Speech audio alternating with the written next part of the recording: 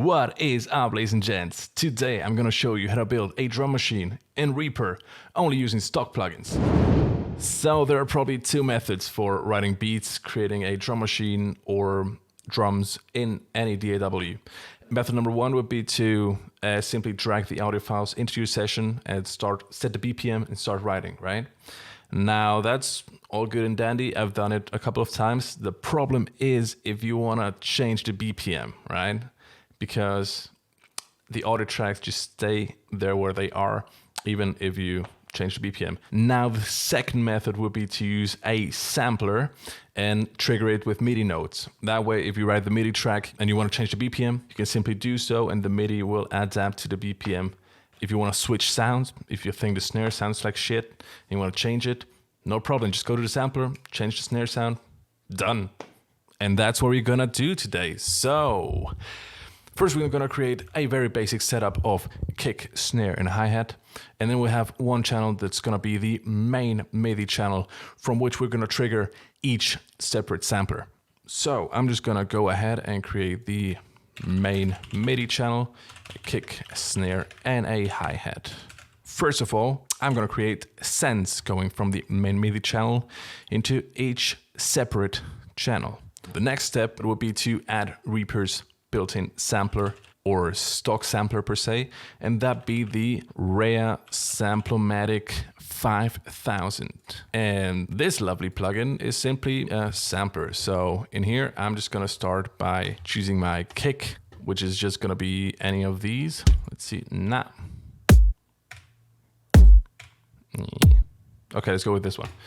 So there are a load of free samples flying around the internet, and you will surely find one that you like. So I'm just gonna choose my snare now. Just a simple snare, which has way too much high end, what the fuck. I'm just gonna, and then I'm gonna choose my hi-hat. There we go. Now, we only need one more step in order to have our drum machine complete, because right now what's gonna happen is if I trigger any note, it's gonna trigger the three samples at the same time.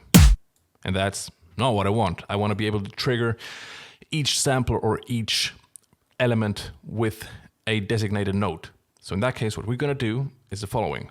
Now I'm gonna go to each of these instruments or samplers, and I'm gonna set the note start and note end to one specific note. So in this case, I'm going for 24, which is C1. I'm gonna set it for both. That way, each time I play the C1 key on my keyboard or MIDI keyboard, whatever, it's just gonna trigger the kick and only the kick. Now for the snare, I'm gonna go with 26, which is a D1. And on the hi-hat, I'm gonna go with a 28, which is E1. And there you have it. You can add as many instruments as you want and set to each their designated note, as long as you've got space in your keyboard and the octaves and whatever, right? So there's a limit, but you don't need more than 16, 20 tracks for it, right? I mean, go nuts, I don't care. Anyways, and that's it. The drum machine is done, and now we can proceed to write a beat. You will see I'm gonna play C1, it's only the kick. I'm gonna play D1, it's only the snare. And I'm gonna play E1, and it's only the hi-hat. And that's that. So now just as an example, I'm gonna just create a beat, right? So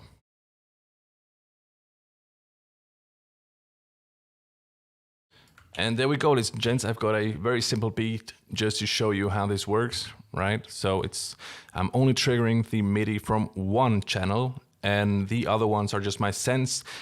This also means I can mix them separately after I'm done writing, right? Which gives you a lot of freedom. Another cool aspect of this plugin, by the way, is that it saves a copy of the sample you imported in your project file. That means if you just, let's say you've got your samples in folder A, right? And you import them into the session, and for whatever reason, you lose folder A. You can still use the session and it won't say like failed to import audio or whatever the fuck. If you want, you can just zip your project, send it to a friend, he can open it up, and it's all stock plugins and those samples, so it's gonna play regardless. So yeah, just a little tip. So let's just listen to this beat real quick. It's quite a very simple beat. As I said, it's only 3 elements. This is what I did.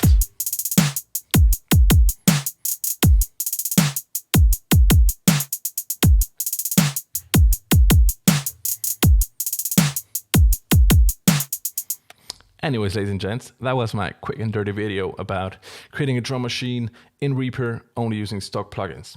Anyways, I hope this video helped some of you out, because I definitely needed this a couple of years ago, because at the time I was triggering each sampler with their own individual MIDI track, which is a waste of time.